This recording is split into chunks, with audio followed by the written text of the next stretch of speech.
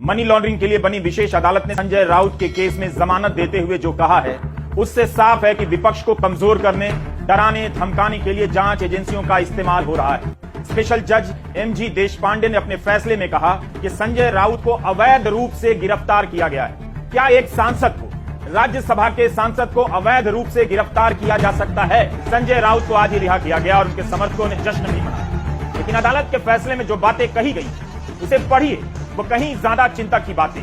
क्या अब भी आप यकीन नहीं करेंगे कि जांच एजेंसियों का राजनीतिक इस्तेमाल हो रहा है? विपक्ष के नेताओं को डराया जाता है, जेल में बंद कर दिया जाता है। संजय राउत 101 दिनों से जेल में बंद। उनकी गिरफ्तारी पर अब गोदी मीडिया का कवरेज कैसा होगा? तो आज के हालात से डर लगना चाहिए कि किसी को भी अवैध रूप से उठाकर हफ्तों और महीनों के लिए जेल में डाला जा सकता है। आज संजय राउत को जमानत मिल गई। यही नहीं, हाईकोर्ट ने भी संजय राउत की जमानत पर स्टे देने से इनकार कर दिया।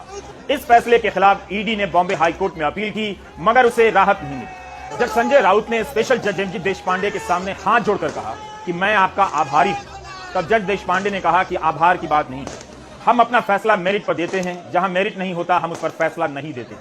कोर्ट ने अपने आदेश में कहा कि इस मामले में दो अभियुक्तों को अवैध रूप से गिरफ्तार किया गया है। फैसले के 153वें बिंदु में जज साहब लिखते हैं कि मैं मानता हूं कि दोनों ही अभियुक्त को अवैध रूप से गिरफ्तार किया गया था। ईडी ने दोनों के साथ जिस तरह से भेदभाव किया है, दोनों को बराबरी का हक मिलना चाहिए। प्रवीण राउत को पहले जमानत पर रिहा किया गया था। कोर्ट के सामने ऐसा कोई भी साक्ष्य पेश नहीं किया गया कि वे जमानत की शर्तों को तोड़ रहे थे। ईडी ने इस केस के मुख्य अभियुक्तों को गिरफ्तार नहीं किया। उसी तरह संजय राउत के खिलाफ ईडी की जितनी भी दलीलें थी वो टिक नहीं रही थी। कोर्ट ने कहा कि यह केस दीवानी विवाद का है, सिविल मामला है, लेकिन इसे मनी लॉन्ड्रिंग या आर्थिक अपराध बना देने से एक निर्दोष आदमी काफी बुरी स्थिति में आ जाता है। कोर्ट ने अपने फैसले में कहा है कि प्रवीण राउत को इस मामले में गिरफ्तार किया गया जो पूरी तरह दीवानी मामला था। तो क्या अब भी यह साफ नहीं होता कि राज्यसभा सांसद संजय राउत को किसी तरह जेल में रखना था, इसलिए उनके खिलाफ मामला बनाया गया और अवैध रूप से गिरफ्तार किया गया? लेकिन संजय राउत को तो बिना कारण ही गिरफ्तार कर लिया गया। अदालत की यह जवाबदेही बनती है कि वह सत्य का पता लगाए। तो राज्यसभा के सांसद को बिना कारण गिरफ्तार किया जाता है, अवैध रूप से गिरफ्तार किया जाता है। इस पर कौन जवाब देगा? क्या प्रधानमंत्री जवाब देंगे? क्या कानून मंत्री जवाब देंगे? जज देशपांडे ने कहा कि किसी को गिरफ्तार करने की शक्ति का इस्तेमाल बहुत सोच समझकर किया जाना चाहिए। तो संजय राउत को अवैध रूप से गिरफ्तार किया गया, यह हाल है। क्या आज गोदी मीडिया जांच एजेंसियों पर सवाल उठाएगा? क्या देश को बताया जाएगा कि किस तरह जांच एजेंसियों के सहारे लोगों को जेल में ठूंसा जा रहा है ताकि उन्हें पूछताछ के नाम पर हफ्तों और महीनों तक जेल में रखा जा सके? क्या आपको याद है कि जब डॉक्टर कफील खान को गिरफ्तार किया गया, उन पर एनएसए लगा दिया गया रासू का, तब इलाहाबाद हाईकोर्ट ने क्या कहा था? यही कहा था ना कि डॉक्टर खान पर अवैध रूप से एनएसए लगाया गया है। क्या आप अब भी नहीं देख पा रहे हैं कि किसी पर अवैध रूप से एनएसए लग रहा है, किसी को अवैध रूप से गिरफ्तार किया जा रहा है? आखिर किस बात के लिए संजय राउत को 101 दिनों के लिए जेल में रखा गया? संजय राउत को जमानत के खिलाफ ईडी तुरंत हाईकोर्ट गई, लेकिन हाईकोर्ट ने जमानत पर स्टे देने से इनकार कर दिया।